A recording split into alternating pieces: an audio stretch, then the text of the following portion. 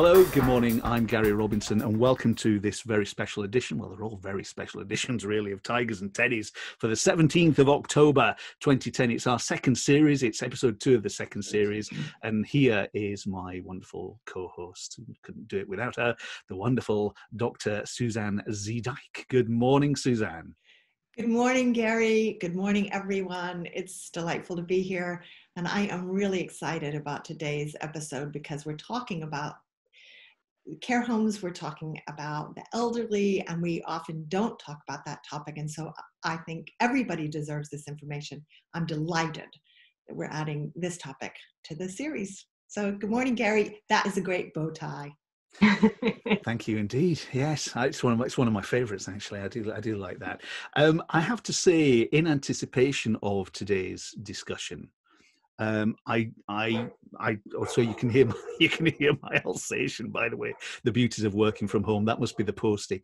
I know that this morning for people viewing this, for a number of people, and I include myself in this, it's going to be pretty emotional and pretty raw, because we're talking about things that we don't always want to address or face up to or put a mirror up to ourselves, where we're thinking about our mortality, or we're thinking about our parents, or we're thinking about, when we were doing the prep for this, I was thinking about that Mike and the Mechanics song, The Living Years, and about there's so much regret sometimes with people when they don't, do what they really wanted to do with their parents at the time. That's where I'm coming from on this. Suzanne, where do you sit with this? Why do you think this is going to be an emotive morning?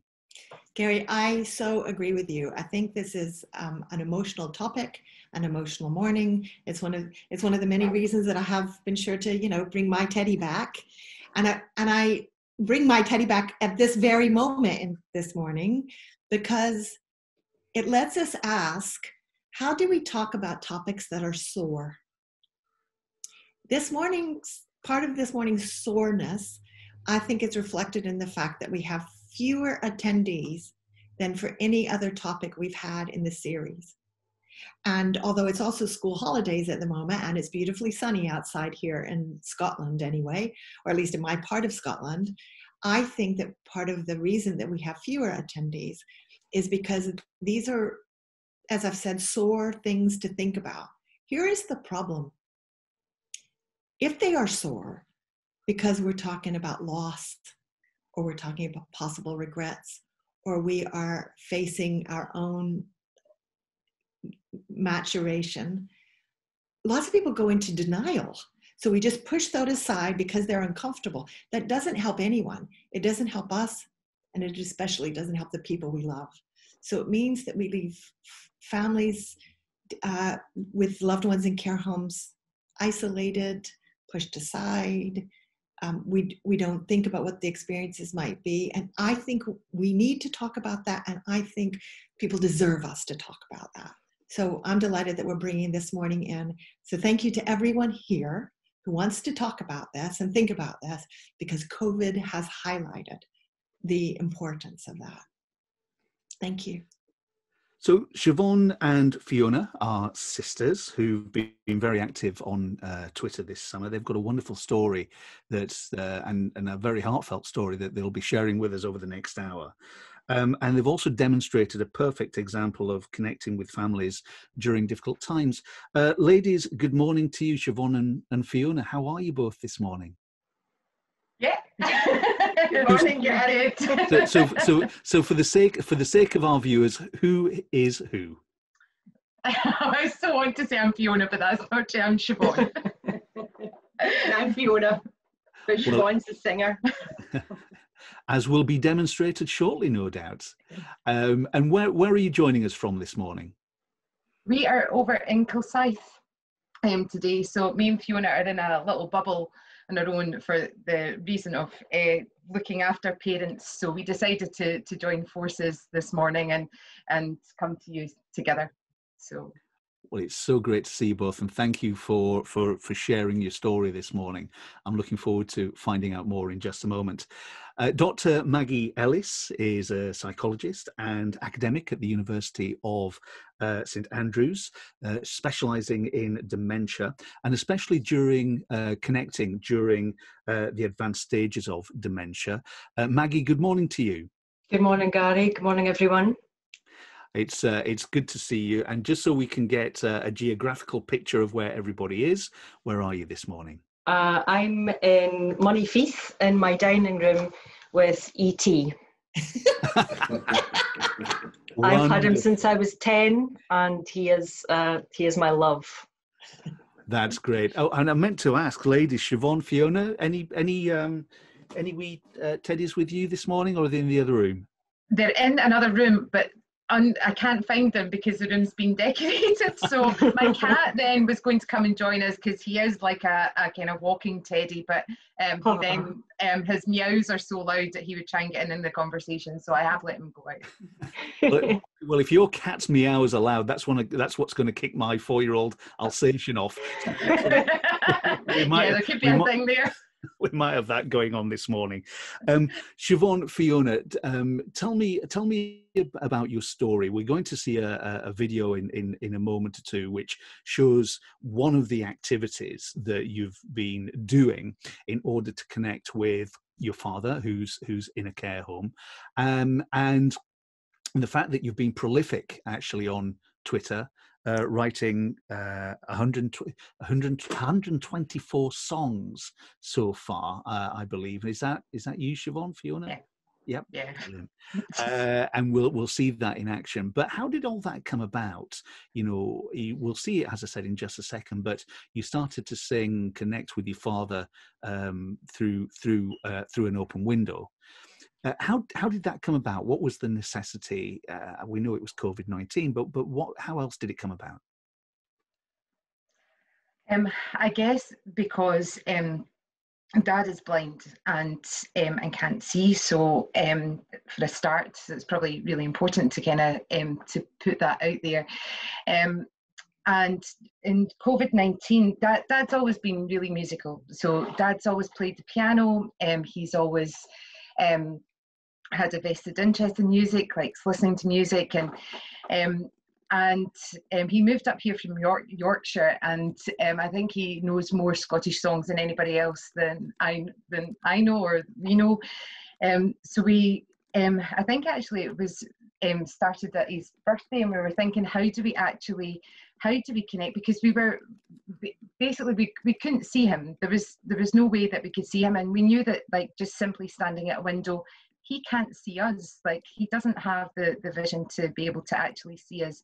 And so therefore the obvious then choice is, okay, you can listen, and that means that we can have that conversation. And when conversation is difficult because of where people are at, then music is, I just think, the go-to choice. And music was always in our house and for years and years, and it seemed like the go-to thing, along with so many of the other things that I suppose that we've done over the time. But that's where it began, really. And something quite magical happened, didn't it? Because it wasn't you were obviously singing to your father, and you were connecting with your father, which is what this morning is about, stories of connection. But other families and other individuals within the care home started to join in. Is that correct? Yeah. So in the room next to where my dad was is a gorgeous little lady, Myra, and her son John had been speaking to me one day, and he said, I just don't know. I don't know what to say anymore. I don't have the words to say. She doesn't know what to say to me, that like, you know, the words are not coming easily. They're really hard to find. And so we decided that we would just then, like, you know, shuffle along a little bit, because that's what you do. And so we started to sing through her window as well. And I guess, again, that's both our backgrounds are in, like, what does connect people. And for me especially, it was always about music. And then somebody else came up and I think spoke to you and said, oh, can you please come round and like sing at my window? You know, my mum's in, could you sing at her window? And then someone else came up and went, is there any chance that you can come round to the other side? And like, because somebody's round here, like he would love a song. And it just, it really struck me that something so unbelievably simple was so unbelievably necessary, so unbelievably effective, and was just, it was moving in the extreme. And I think because conversation has dried up with COVID, nobody has anything else to talk about. You know, it's like the other families were saying, so what's your news? And it's like, I have no news. Everybody's staying in. Nobody can go anywhere. So the conversation's dried up, and everybody wants to avoid actually analysing the news. And because I'm not the musical one, and I don't have the gift that Siobhan has for the singing, so I was kind of standing on the sidelines of the words and the phone and things like that. But what was interesting to me was that people started appearing at their windows just at the sound of the music, which must have been quite faint, because the building was quite big. But actually families, because it was a weekend, who were all starting to come to talk to people through the windows, all began to join in. So there was not only the connection with Dad that day, but there was the connection of the residents being able to say hello to each other through the families, because they've all been isolated inside their homes, and the families got to know each other. So by the end of the afternoon, we had all swapped numbers and have kind of stayed in touch to say, okay, so when are you going back up again? Do you know? So so it wasn't just one connection that was made that day. There were a lot of connections. And Maggie, I think we all, oh sorry. No, go on, please. I think we also had Pacey with his fiddle playing away, and Fiona's son, and it was just gorgeous because it had all generations of people then in the one place, like being able to share that. And I think that brought a real life and vitality that that was really needed.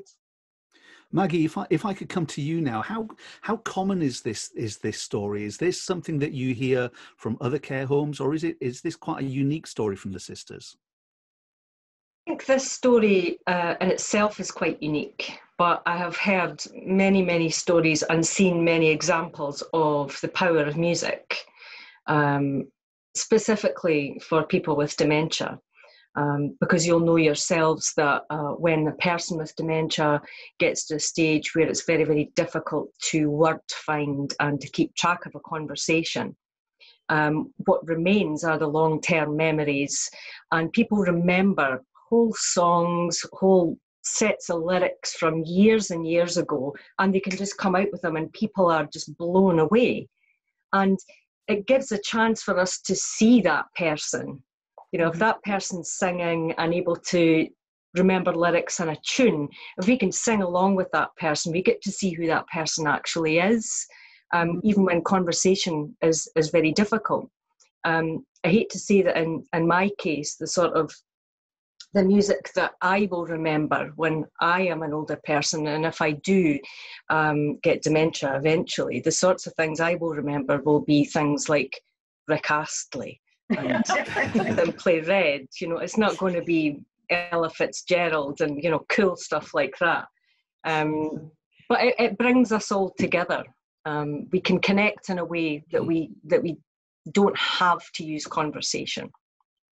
We noticed that we noticed, Maggie, that when Dad was sitting in the room, Siobhan actually, 2 years ago when Dad went into care, gave him a clavinova so that he could continue to play. Yep. For a while he played at birthdays and some events that they had, but actually ended up that there wasn't anybody available to take him along to the piano, so it was covered in laundry and hidden by armchairs. But Dad was sitting singing, and he said to me, is there an instrument over there? And I said, yes, Dad, that's your piano. Siobhan brought you that. And he said, well, can I play it? So we phoned into the care home and asked somebody to come and move the laundry and move the chairs and plug it in. And Dad sat down, and because Siobhan and Pacey were playing songs that were familiar, Dad's fingers remembered the notes. And and it didn't matter that he made mistakes. It didn't matter that he got muddled. And but all that memory came back. you know, and he thoroughly enjoyed, and he's actually very, very frail at the moment, but even in that frailty, for a wee while he was able to sit at the piano, and his fingers and the old memory, cellular memory, was there for those songs to come back again. It is amazing. I mean, I once did some research in a care home in Dundee many years ago, and one of the ladies who was participating in the study was quite advanced in her dementia and was walking around the care home on her own, talking, but not really talking to anyone. And I couldn't really understand what she was saying, so I followed her about for a bit. And there was a piano in the corridor with a stool at it. And she sat down at the stool and patted the stool for me to sit next to her. So I duly sat down, and she gave me a piano lesson. Right, but it was it was very basic, right, for what I was able to do. She would play a couple of notes and then I would play them back, imitate what she did. And then we ended up building up this little tune, and she smiled and laughed, and it was just incredible. You know, we didn't have a conversation, but we communicated through music, and she was able to show me her expertise.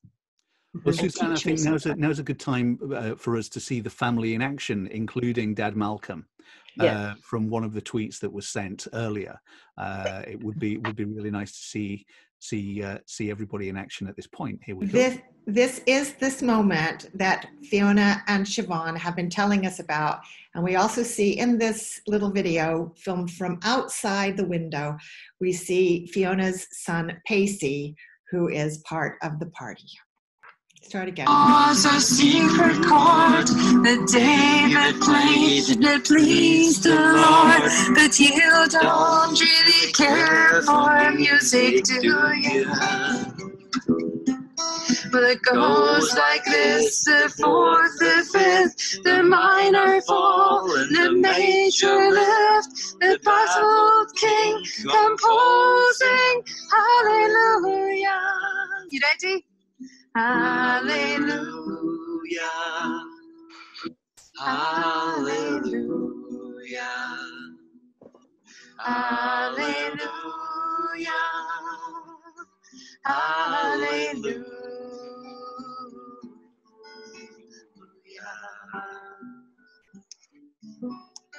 Well, your faith was strong, but you needed proof.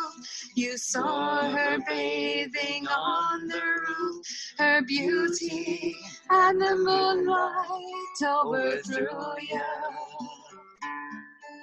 She tied you to her kitchen chair, she broke your throat and she cut your hair, and from your lips she drew the hallelujah. Your turn. Hallelujah, hallelujah, hallelujah, hallelujah.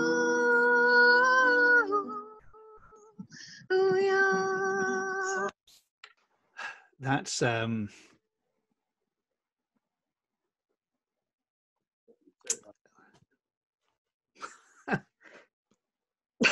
We've all got something in our eye. Yeah. Phenomenally touching. Oh dear, where's the big brave journalist in me now? Suzanne, why do many of us have this reaction? Gary, it isn't always many of us that have this. Okay, we're dealing with tech difficulties at exactly the wrong moment. Okay, can you hear me, Brett? Yes. I'm laughing and I'm crying at the same time. We're dealing with tech difficulties at exactly the wrong moment. Gary, your reaction is really touching because not everybody can engage in that. Okay, connection makes things happen. Connection touches us,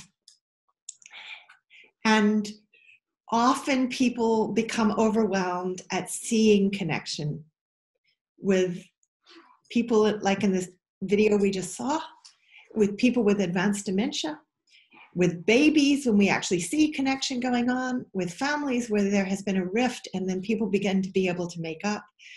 Connection touches something deep inside us. But sometimes because it's overwhelming, because it's too vulnerable, what happens is that people push it down. So actually your ability to feel that, Gary, and to share that with us and to show us is remarkable and should not be taken for granted. It needs to be celebrated because we live in a culture that often shuts down those kinds of emotions and those feelings because they are overwhelming and can feel uncomfortable and we're embarrassed by what other people see, especially for men. So your ability and willingness to let that bubble up and all of us to share in it matters for thinking about how we do emotion in our country, in our culture, and how we help to bring that insight to all these different institutions. Because otherwise people have to squash the sadness. And yet we've just seen lots and lots of joy. We've had more laughing today on this sore topic than we've had on some of our other episodes. So thank you for welling up and for being present with that. My pleasure. Can I ask Siobhan and Fiona and Maggie, what's it like to see Gary get so real in response to that video? It's lovely. Sorry, Gary. But it really is. You're right, Suzanne. It's so easy to keep those feelings buried, especially if you're a man. And I think the fact that you let yourself be vulnerable like that and allowed that to happen is, congratulations and thank you. Well, fortunately for me, I'm not the focus of the interview, so I want to go back to the ladies. And first of all, I want to thank you for sharing that. And I'm sure that lots of people who are viewing this and have viewed it have had exactly the same reaction. How, as you've been going through this, where have your reserves of bravery come? Because I'm sure that it's not been easy for you to do this either, because I'm sure there's been lots of memories of your father as a younger man and how he was and how he is now. So where did your reserves of resilience and bravery come from while you were doing this? I think Siobhan and I have just looked at each other there because I suppose the answer is because we've had each other actually, and have had support from other people that have given us the strength to kind of manage this. Because the truth is, and Siobhan and I thought over this when we were thinking about preparing for today, the reason that connection is really crucial and the reason that it's really, really important that care homes build relationships which are really authentic is because there is no sugarcoating the fact that family life is difficult. So our relationship with our dad actually hasn't always been marvellous, and I think that the moment of connection is powerful because in the midst of a lot of things that are not good, you do actually get one moment where there is a connection which contains compassion and care and all of those good things. For us, for Siobhan and I who live closest and have been managing things together, we do actually have another 2 siblings, and we have our mum in the background. And I think when somebody's in a care home, the care home is not just looking after the patient, they're looking after the whole family. So we are privileged enough to be articulate and to be able to make a phone call and say what we need and say how we think things should be done, and ask for Dad to be brought round to the window, even because that was never volunteered. It was quite difficult to actually even arrange some way to get to physically see him. And I think what is important about the connection, or about what we would like care homes to be able to do, is to create an environment which is conducive to us sharing emotional concerns or having that connection together. Because we have in our family, you have 4 children who all have entirely different experiences, different feelings towards both parents. And our mum, even in the background, actually would be entirely invisible, and she has cared for my dad for 50 years.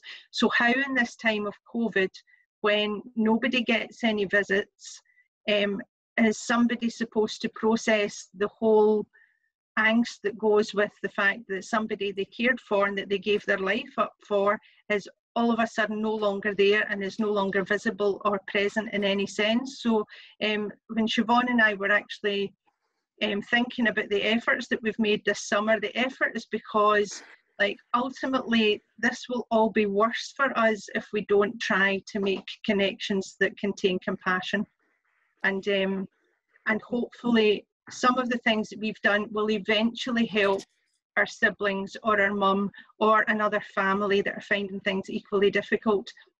And also I think there is in there, like deep down, the automatic sort of belief that no matter who you are or what your story is or what your relationships are like with anybody in your life, if you're in a care home, you're still entitled to your own story. You're entitled to have a space made for conversations that need to happen, or for processing the end of your life. All those things are, I think, are human rights. So we know all about the dignity of being clean and being washed and being fed, but there's an awful lot more than what might just be on the patient file.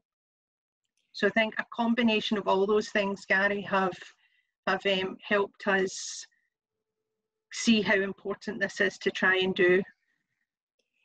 Can I come in there just for a moment? That we are living in such difficult times, and it was difficult enough in care homes before COVID arrived. And that's one of the joys of having Maggie here this morning, is that Maggie and I go back a long ways, and we published a book about this long before COVID got here.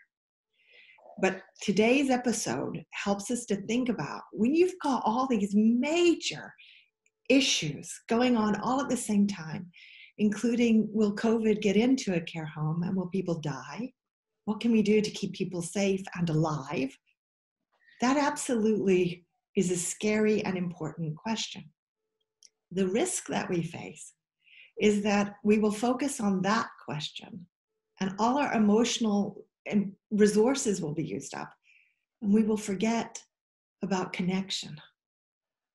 And there are such simple things that can be done to create connection, like bringing a dad to the window, like taking the laundry off the piano, like standing at the window in a beanie with a guitar, which then ripples across all the other residents. They're simple. They are the things that will get us through the hard times. If we sacrifice the connection, we cheat ourselves of the thing that will get us through. And so if what today can do, and what the stories that we're sharing with Maggie and Fiona and Siobhan, if those stories can help people to think more creatively as family members or as staff in care homes and as management in care homes, if they can help us to do that, we will then have what actually we most need, even in the middle of these scary, uncertain times. Maggie, if I could come to you now, if I may. COVID-19 has accelerated an awful lot of and has really put in the spotlight care homes in particular. And sometimes we may think it's fair, sometimes we think it's unfair, but there's been an awful lot of pressure on care homes. And the care homes were caught unaware, like we all were at the start of this year. So what can care homes, in your professional opinion, learn, and what must they take away from what we've been through and what we continue to go through with COVID? I think, sadly, and it's no fault of care homes or carers, it's just that connection is way down the list of things to do in a care home. So you have all the functional tasks, as you said before, Suzanne, keeping people alive, keeping people keep maintaining their dignity, like you said, Fiona, you know, keeping them clean, keeping them fed. These sorts of things are at the top of the list. And social connection is a way down the list, unfortunately. And in the current climate, I have been told many times by caregivers, you know, if I sit down and talk to a person, talk to one of the residents and hold his hand and have a chat with them, you know, people look at me like I'm not doing my job. That is the most important part of the job. And I think if COVID has shown us anything and has done any good at all, it is that it has highlighted just how important connection is. Not just for people with dementia, but for everyone. But hopefully now we will be able to see a change in how we think about the care of individuals with dementia. Because without connection, you know, their life is just so much more empty. And I think that has shown us the importance of that. Siobhan, Fiona, if I may come back to you, Malcolm was in hospital a couple of weeks ago, and unfortunately he's back there now. But a couple of weeks ago, the doctor had said to you, look, it could be a matter of hours. You know, he won't be with us much longer. Tell us that story, because he is still with us, but you recognise something that was happening with your dad, with Malcolm, at that time. Who'd like to take that story up there? I don't want to give too much away, it's such a fascinating story. Actually, Gary, we have to praise A&E for my dad. I think was nearly 20 weeks in the care home without contact, proper connection, and or physically seeing anybody. And he had a massive heart attack, and he was taken to hospital. And the A&E department were fabulous, because first of all, they did not call my mum, who could not have managed that at 3 o'clock in the morning, but they called us. And because although the home was actually filled with COVID at the time, believe it or not, Dad has been bizarrely one of the only people that didn't get it, and that has all thankfully passed now, although unfortunately there were some deaths from that.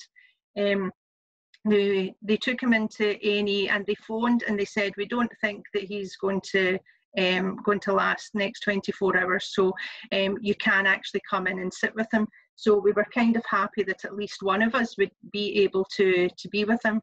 So we did that, and then the hospital were superb in the way they dealt with things, because after that they gave him a single room, and they said the family can come and visit him just one at a time, so that you can actually say goodbye. And we did that. I also was able to help my brother, who's in Australia, to say goodbye via video link as well. Hospital was very good about helping arrange all of that. But Dad had then a night where Siobhan and I were both allowed to sit with him, and he actually spoke about dying.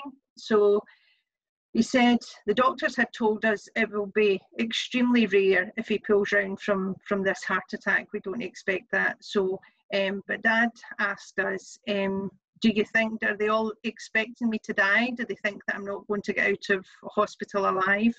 And we said to him, well, actually, that's entirely up to you. If you are ready to go and you're tired, that's okay by us.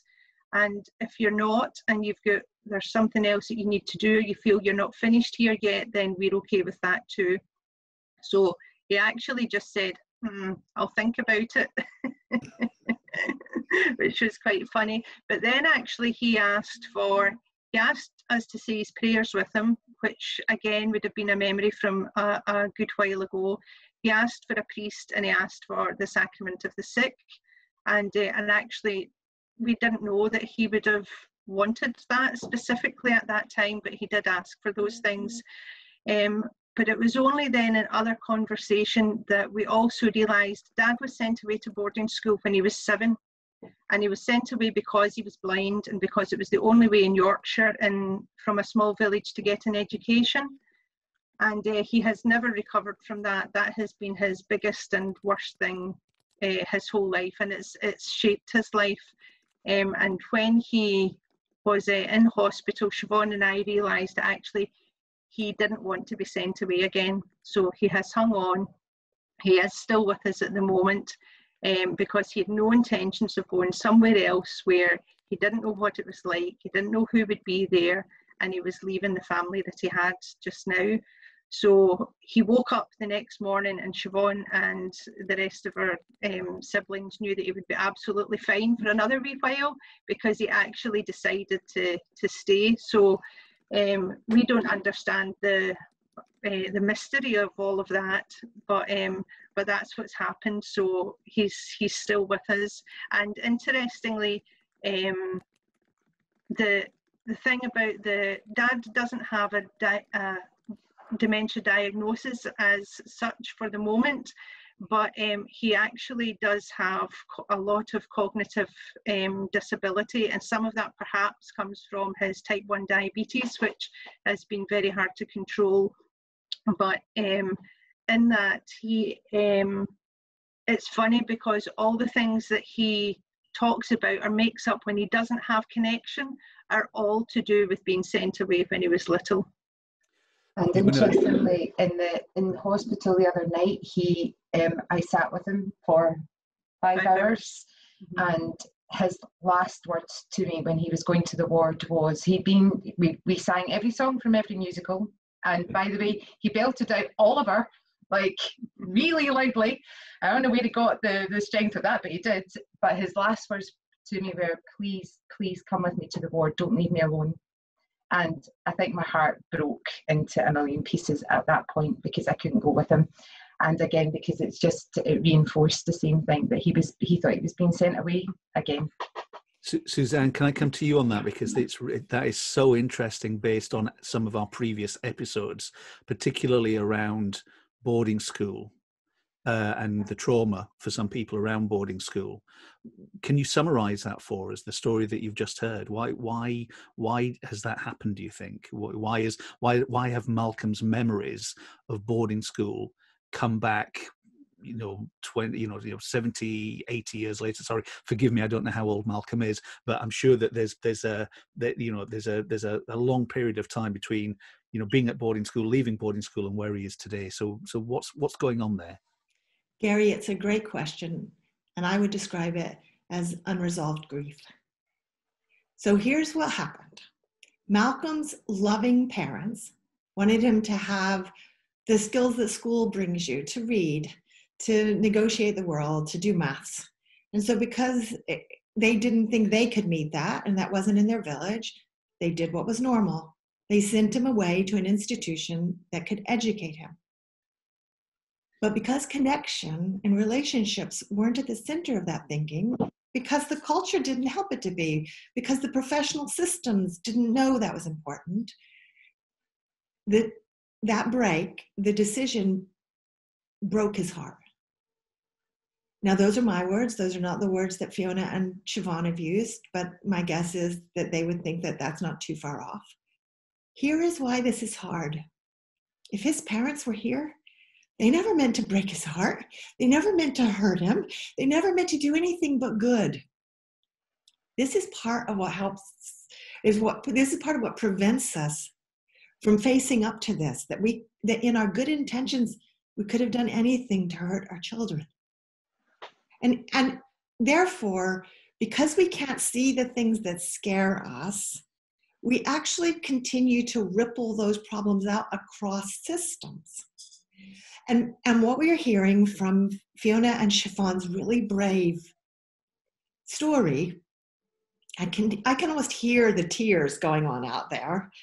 But that story helps us to see what we need to look more closely at, because there are lots of people who have broken hearts that were unresolved from childhood issues that nobody meant to cause. And some of those new problems will be being created right now by COVID policies.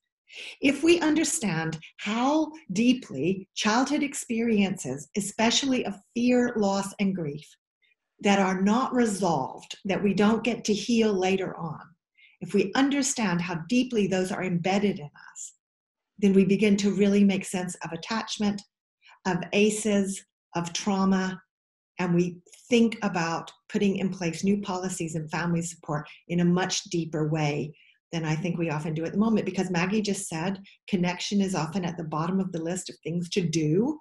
If that's true for care homes, it's also true for nurseries. It's true for school. It's true kind of like every level of our life, which is the point of this series of Tigers and Teddies, and of all the work that myself and all the partners who work with me, all the folks who are part of this community, is try to help people to truly understand the importance of connection for thriving as human beings. Maggie, if I may come to you now, do we understand dementia and appreciate it and acknowledge it as family members, as sons and daughters? So, you know, we have mums and dads who are major parts of our life. They brought us up, and then all of a sudden we become the carers at a certain parts of our lives. But do we get it? Do we understand dementia? Do we have the patience to deal with it? Do we get it?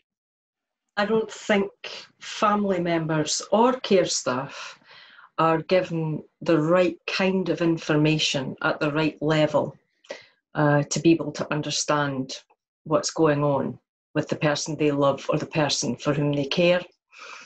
An example would be, quite a simple example, of a care home that I visited once a couple of years ago, and everyone was really happy that I was there, and you know, everyone was put on their best face, and everyone was involved in activities. And one of the carers, the activities coordinator, took me into the room that she was working in with a group of people with dementia. And she said, you know, this is Betty. And I said, oh, hello, Betty, nice to meet you. And she said, in front of Betty doesn't know how to have a conversation, but just wait till you hear her sing. So she put on a song, Betty sang a whole song, and she said, isn't that amazing? Now, for me, that is not amazing, because we know that people with dementia can do that. It is not amazing, it is wonderful, but not amazing. But to her, that caregiver who had never had even the basics of what dementia is, you know, what kind of memory might people retain, what kind of memory might people lose, even the basics as an activity coordinator, was not given that information in a way that was relevant to her role. So to her, this was news. And I just find that really heartbreaking. You know, that sounds really dramatic, but to me, as someone who has worked with people with dementia for over 20 years, the fact that someone who cares for individuals on a daily basis did not know this really basic information was heartbreaking. And it's not her fault, it's our fault. We don't give the people the information. I want to underline what Maggie has just said there. Mm-hmm. No one is being criticized here, right? No one is at fault, not even the people in charge of the systems who are creating this. This is a cultural problem, that we don't value connection. We have other values like economics and production. And so no one is being criticized. I don't want care staff who might be watching this to feel criticized. This is the issue, that as soon as we start to realize this, people go into a place of shame, they feel blamed, they feel criticized, and then they shut down. How do we talk about the importance of connection in a way that opens up curiosity, so that it allows us to put this at the center of policy and practice and cultural values? That is part of the question that Tigers and Teddies is asking as a series. Yeah, the blame is certainly not on anyone who works in a care home or any family member. People just don't have access to information that would help them to understand. Fiona, Siobhan, did you get any feelings of guilt about putting your father into a care home? No, No. It was essential, and actually we are aware of the privilege of there being a care home system at all, because it would have destroyed mum and dad trying to take care of each other during this COVID time. So in actual fact, we're extremely grateful for that. Yes, it's hard, there's no questioning about it, and it brought its own difficulties as a family, and especially for my mum readjusting after he went into the care home. But I don't think there was any guilt over understanding what level of care that he needed. I think though, coming back to sort of what you're saying, Maggie, that like I've got a sense that Siobhan and I have kind of spent the summer kind of going, well, if I was in charge of the care home, I would, and had like a ton of ideas of like what you could do that wouldn't break any of the COVID rules. But there's a fear around like, what are we allowed to do? Where is there allowed to be some flexibility for creativity? But there's also a kind of fear in that I see in every sector, which is around like when the emphasis is on doing or what it is you're achieving rather than just being. So say, for example, over the last couple of years when Dad was actually okay, I would never knock a great game of dominoes. He appeared to love that. But that's not all that there is to, I mean, dominoes and knitting, there has to be more to life when you're older than that. You know, actually extremely intelligent. He's very political. He likes to keep up to date with all the news. Even now, in the kind of failing state that he's in at the moment, he still knows what Boris Johnson is doing on a daily basis, you know. So there's an awful lot more to somebody than just the kind of stereotype we have of older people. But I was talking to Siobhan about if Dad had been able to do some gardening over the last couple of years. Now, the care home has a garden, and nothing ever happens in it, and he actually has a wee door out to the garden. And I kind of think it's the same as if you had a 3-year-old and you said, let's go planting, let's go do some gardening, and if you took the pot and you put in some soil and you poked a wee hole and you let the child drop in a seed, that's not the child doing the gardening. If you let the child hold the pot and take 20 scoops of soil, because only a couple of wee grains go in it every time, and they eventually fill it up and they poke the hole themselves and they plant the seed, that's them doing the gardening. And everything that we've thought about, the one thing that it requires is a person to spend the time, just to do the activity. It doesn't matter if it's slow, it doesn't matter if there are mistakes, it doesn't matter if it doesn't work out that great. It's the point of actually spending the time just being and doing the thing that person actually, where the creative process and the activity itself is an end in itself.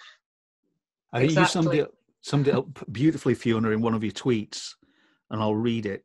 No matter how poor your health, if you are still living, you are alive. Yeah. And I thought that was extremely poignant. And here is one of our challenges. Right now, with the focus on keeping people alive, we might not be bringing as much meaning to living as we could do, because we are sacrificing connection in the way that Maggie has said. So one of the questions to come out of this morning, that if I were in charge of a care home and I were in charge of the government, who is overwhelmed with all the things that they are scared of and managing, I would be putting connection front and center of my thinking. How can I create connection without breaking the COVID rules and without creating more risk? How can I create connection? And if I can't think of how to do it, where can I get some people who could come and advise me how to do that? We could do this if we made connection a priority and we understood how important it was. So everybody who is here this morning, who is saying, how come the government doesn't do this and how do we make this happen? You go make it happen. You can do this. Fiona and Siobhan had a moment at the window because they made it happen. The care home hadn't thought of that. You can make this happen if you get courageous enough to help to remind people and help them to see how to do it. Maggie didn't have to become a researcher about dementia. Maggie did that because she saw the importance of connection in that setting. So every single one of us can make a change. Don't wait for other people to do it. Go lead. Beautifully said. I try. Maggie, because I know that time's ticking on, and we've got a few more things that I want to do, and I want to make sure that the audience stays with us because this is really important. Yeah. Maggie, I watch the news every night like we all do, and I scream at the TV because it's just all too complicated. And what I mean by that is the sisters were able to sit by Malcolm's bed in hospital, but yet when he goes back to the care home, they've got to communicate to him via a window. So that's not going to be good for him. It's certainly not going to be good for the family. Are we, the collective we, the government, is it too messy? Are we not keeping this simple enough? It's definitely not simple enough. None of us can keep track of what we're allowed to do and what we're not allowed to do. And in care homes, it's even more complicated because, as you say, you know, the ladies can go and visit their dad in the hospital, but not in the care home. I've got my own mother-in-law's in a care home. We have to see her outside. She doesn't understand why. She doesn't understand why the people aren't coming to see her. It's so complicated. But does it have to be? I think we have to be so careful, especially with older people, in terms of COVID, that we have become extremely paranoid and putting all these rules in place to keep people safe, that things that we're allowed to do with other people, we maybe wouldn't be allowed to do in care homes, which is sad because it's people in care homes who need it more than any of us. Those individuals need the connection more than any of us. So I think it could be made simpler. One of the things I wanted to talk about this morning that you made me think about, Fiona, when you were talking about making time to sit with someone, is the thing that makes me scream on the news, Gary, is when I see news articles about this wonderful robot that's been developed.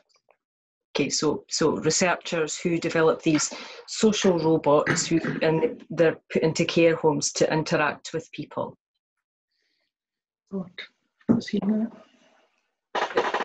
There's several of them now, but you know, my feeling is, I'm with you on that, Fiona, is that, you know, why don't we just pay someone more money or employ more people to sit down? You don't have to spend billions of pounds developing technology to interact with a human being when we're already trained to do that.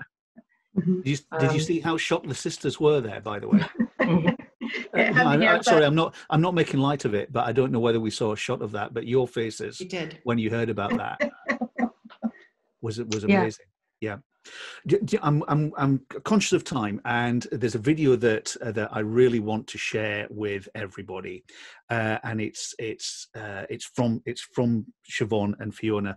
Tell us a little bit of background behind it before we press the button. Okay, so we I was saying just earlier that I lived for a year in a little town in Portugal, which had nothing, I have to say, was really, really impoverished. And but I've, like 20 odd years later, still keep in touch with them. And I saw that during lockdown they had this gorgeous phrase, and the Portuguese is abraços à janela, hugs at the window. And it sounds so much better in Portuguese than it does in English. And I, for quite a number of weeks, and kind of working with, you know, like kind of going up to the care home and having conversations at the window with, you know, different people. And I thought, gosh, that's it in action. That is actually this in action, do you know? Music is as much a hug as anything, do you know? And then when Suzanne had asked us about coming on here, and this was going round in my head, and I was sitting there thinking, what would I want if I was in the care home? What would I want somebody to, like, you know, like, what, like, you know, can I see them at the window pane? Can I not? Like, what's going on? And I phoned Fiona, as I frequently do, and I said, okay, this is what I've kind of got in my head. And Fiona then wrote back screeds of paper and was like, can you include this? And I was like, are you, what? And so for about, like, I don't know, 3 weeks, I sat going, And then on Thursday morning, I think it was, when I was being logically creative, I said, this is about a conversation. This is what this is all about. This is about that conversation. This is about the fact that, like, my dad is worthy of more than a robot talking to him, because what does the robot know about his life? What does, in actual fact, anybody know about his life? And so we put it in as a poem and as a song, and it's a conversation. It's a conversation between that person who is still very much alive, who may have his struggles, who may have had his issues, that things might not have been difficult, might have been hard, but it's the story of what matters now. And that's really what the video was about. Well, that's beautifully introduced. Let's watch it. This is the surprise that Fiona and Siobhan sent to me last night to share with all of you, that they had also had with conversations with other members of the families at the care home. This is the surprise they sent for all of us last night.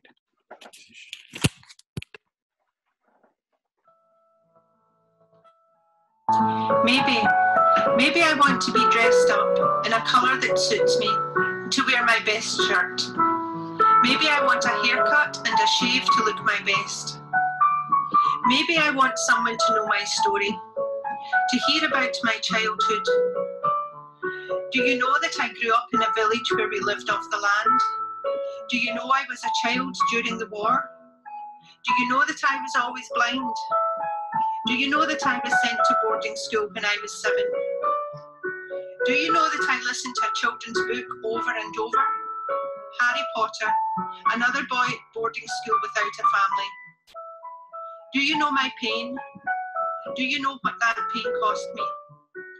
Do you know that I never recovered enough to let trust in? Do you know I'm back in an institution? Is it possible to make this place home? Do you know that I know the scent and feel of every flower by heart, and that I love the garden? Do you know I moved to Scotland from Yorkshire and made my home here? Do you know that I still want to vote, and it is important that you arrange that for me? Do you know that I still want to watch the news? Maybe I have more to say, even if I don't have words. Maybe I have secrets or regrets. Maybe I need to say I'm sorry. Maybe I need forgiveness or need to forgive. Maybe I want to reconcile with family for the times when life did not run smoothly. I want to say my prayers. I want a sacrament, a priest. I want to make my peace.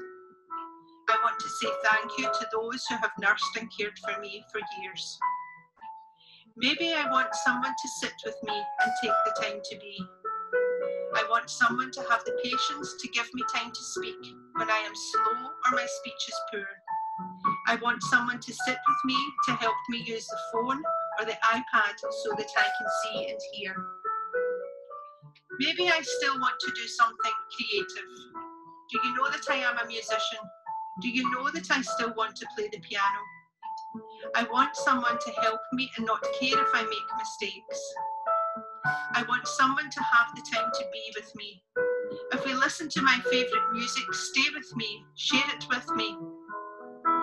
Maybe I want a precious box filled with special things that remind me of life and people I love. Sit with me and talk about the people in the photographs. Celebrate my life and the good times. Hold the soft scarf that reminds me of you close to my cheek and let me remember from the smell.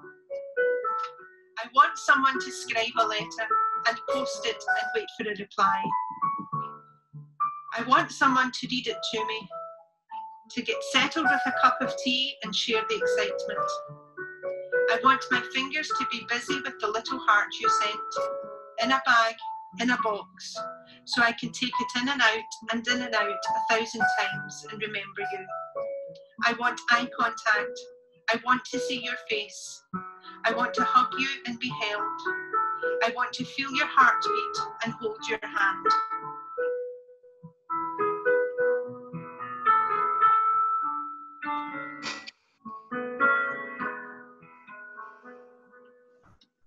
I am here standing at your window pane. Can you hear my voice calling out your name? And I wish I could come closer, and I wish I could be near, to gently stroke your face and whisper, I love you in your ear. And I miss the gentle touch of your hand. This is not what we imagined or had planned. Do you like the flowers I picked for you? Do you read the letters that I write? Do you hold the heart I sent to you to comfort you in the dark of night? Press your hand up to the window so I can see that near me you will always be. And though the words may now be hard to find and memories locked away, you're held here so closely, and in our hearts you'll always stay.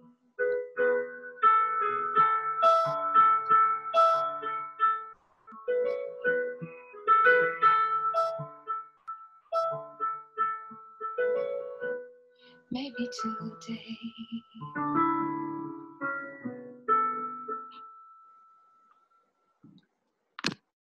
Found it difficult to watch at times, but what a wonderful tribute, and what can I say? Just absolutely wonderful. Very good. Gary, can I come in here? You'll not be the only one crying. There will be lots of people crying in their homes across this broadcast today.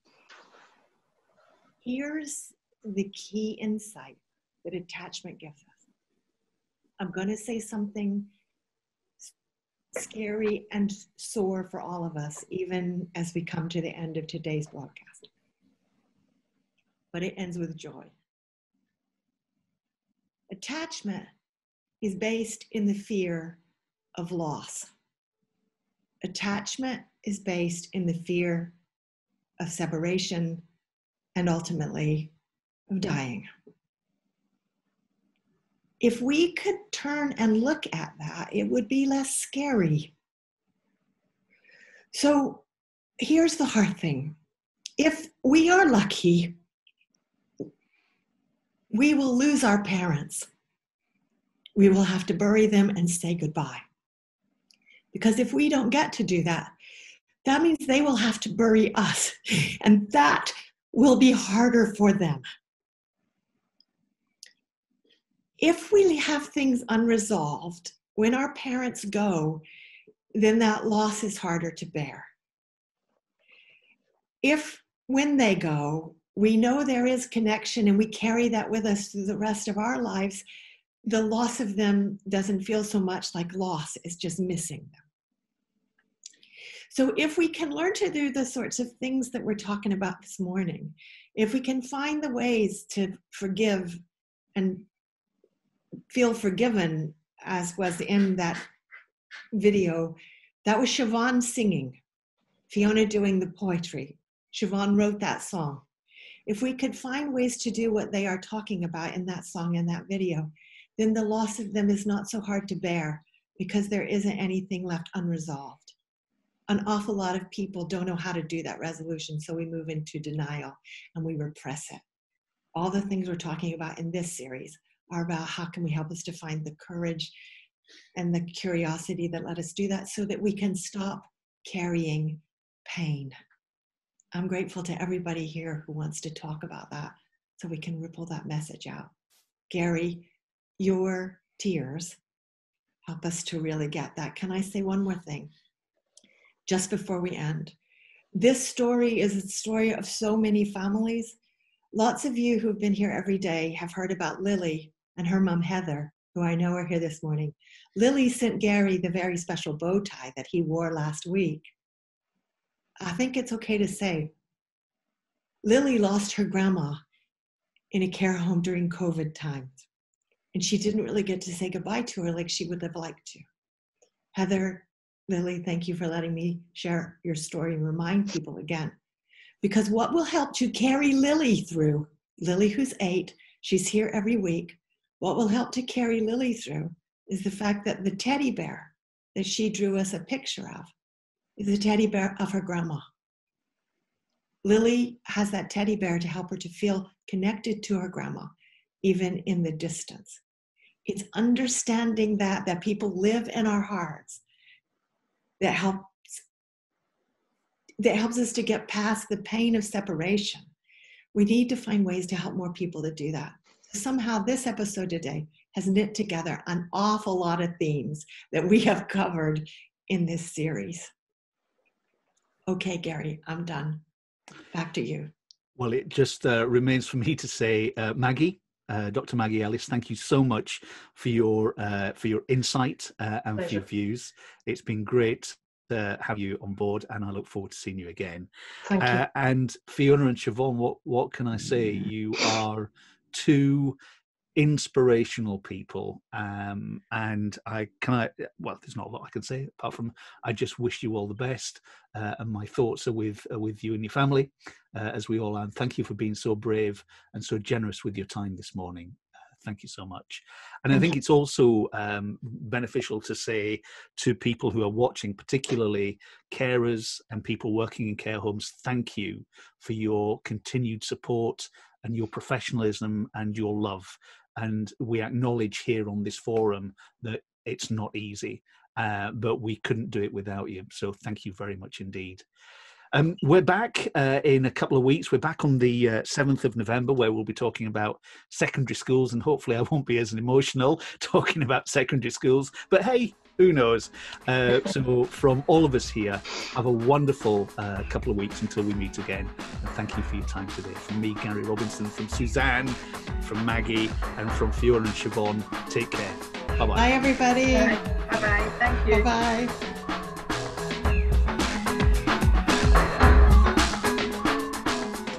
Very good. I just went for a stiff drink. A very stiff drink.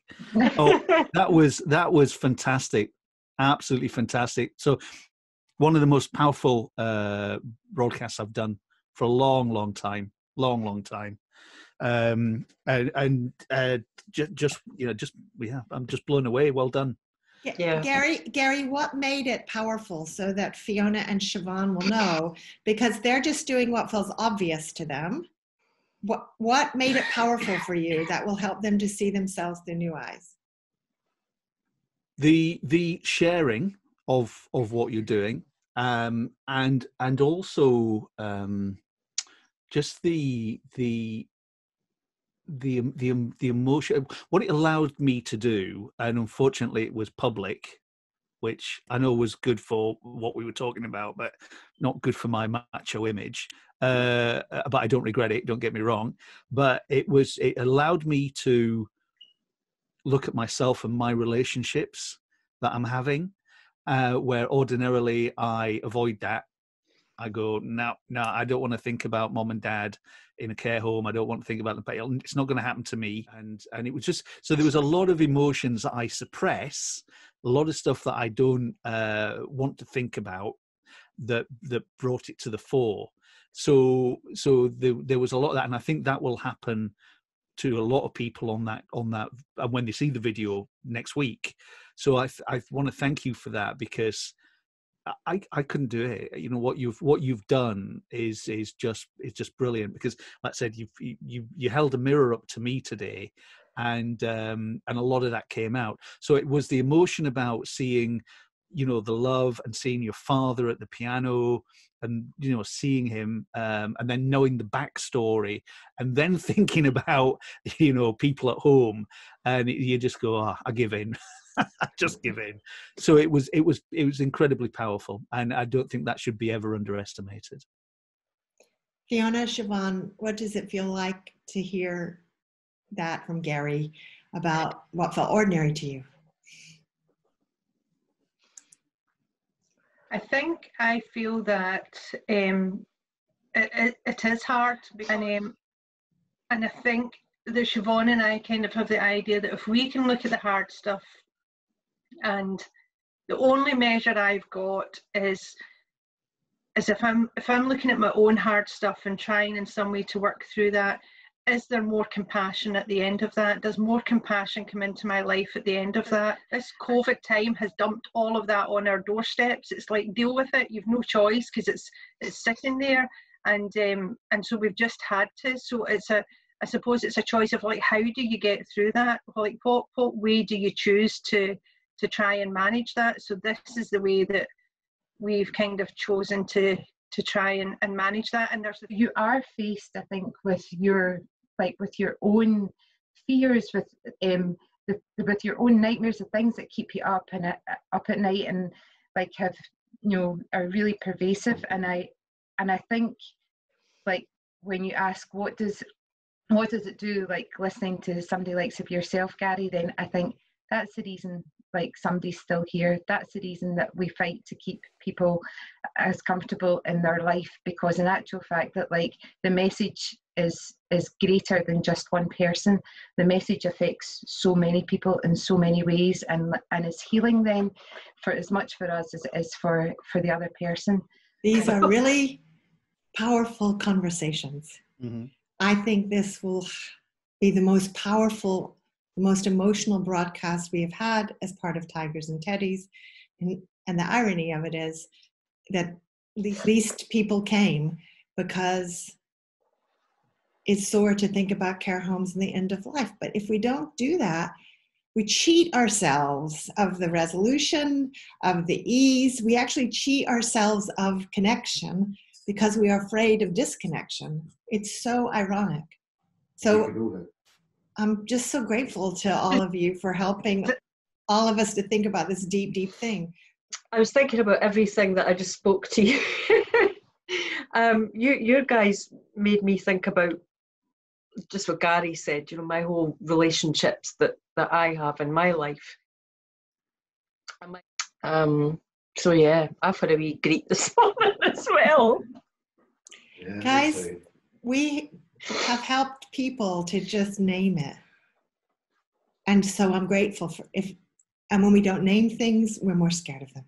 Mm-hmm. So we're helping, and there are so many people in the country coping with this at the moment because of COVID, because of the problems with care homes. It does not have to be that scary, and it does not even, and it doesn't have, it doesn't have to be that complex even when it's hard. So I think we have helped people to do that. I had no idea that it would, and I didn't know it would ripple out this way. I'm really grateful that we've all helped that to happen. Thank you to you. Your poetry and your song, by the way, was a work of art. Seriously, I mean, and the song itself was just the narrative that went with the pictures, and then the song. It was bloody brilliant. It really was. It was fantastic. Absolutely. Thank you from my point of view. Thank you for a wonderful morning. Really, really powerful. Wow. Yeah, thank you. So, guys, thank you so much. I'll lovely to meet you, Fiona and Siobhan. It was lovely to meet you. Lovely to meet you as well. Yeah, absolutely. Yeah. Stay in touch. Thank you. Thank you. Bye. Bye.